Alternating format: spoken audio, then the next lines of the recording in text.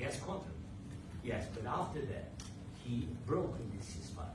He killed our people, and he didn't exchange prisoners. We signed the exchange of prisoners, but he didn't do it.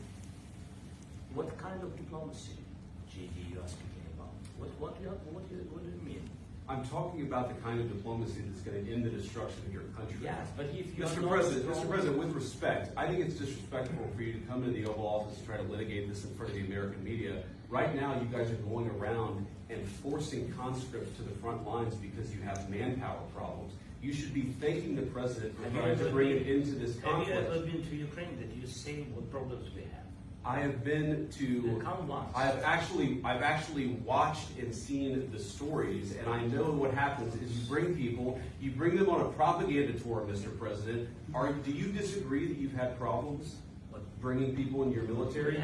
And do you think that it's respectful to come to the Oval Office of the United States of America and attack the administration that is trying to prevent the destruction of your country? A lot of questions. Let's start from the beginning. Sure. First of all, during the war, everybody has problems. Even you, but you have nice ocean and don't feel now, but you will feel it in the future. God bless. You don't know that. God bless. You don't God know bless. that. You will not have war. Don't tell us what we're going to feel.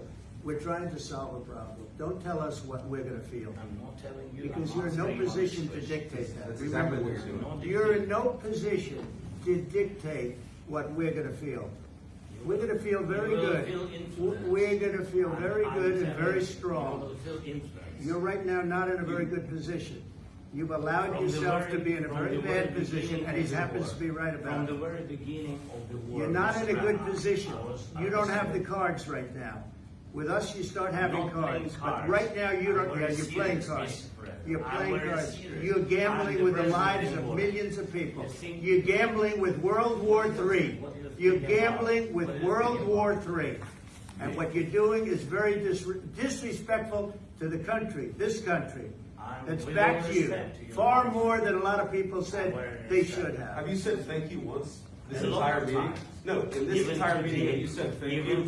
You went to Pennsylvania and campaigned for the opposition in October. Offer some words of appreciation for the United States of America and the president who's trying to save your country. Please, you think that if you will speak very loudly about the war, He's not speaking loudly. He's not speaking loudly. Your country is in big trouble. Wait a minute. No. You've done a lot of talking. Your country is in big trouble. I know. You're not winning. You're not winning this. You have a damn good chance of coming out okay because of us. Mr. President, we are staying in our country, staying strong from the very beginning of the war. We've been alone. And we are thankful. I said thanks. You haven't been alone. You haven't been alone. We gave you, through this stupid president, $350 billion. We gave you military equipment, and your men are brave, but they had to use our military. If you didn't have our military equipment, this war would have been over in 2 weeks. In 3 days, I heard it from Putin. In 3 days. This is something maybe less. In 2 weeks, of course, yes. It's going to be a very hard thing to do business like this. Again, just say thank you. I said a lot of times except that there are disagreements, and let's go litigate those disagreements rather than trying to fight it out in the American media when you're wrong. We know that you're wrong. But you see, I think it's good for the American people to see what's going on. I think it's very important. That's why I kept this going so long. You have to be thankful. You don't have the cards. You're buried there.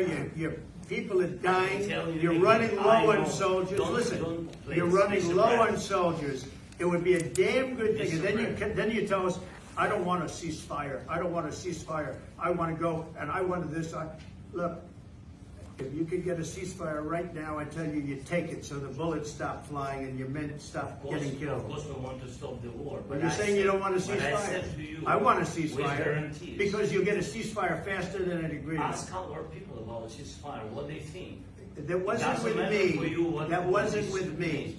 That was with a guy named Biden, who was not a smart person. That was with Obama. It was your president. Excuse me. That was with Obama, who gave you sheets, and I gave you javelins. Yes. I gave you the javelins to take out all those tanks.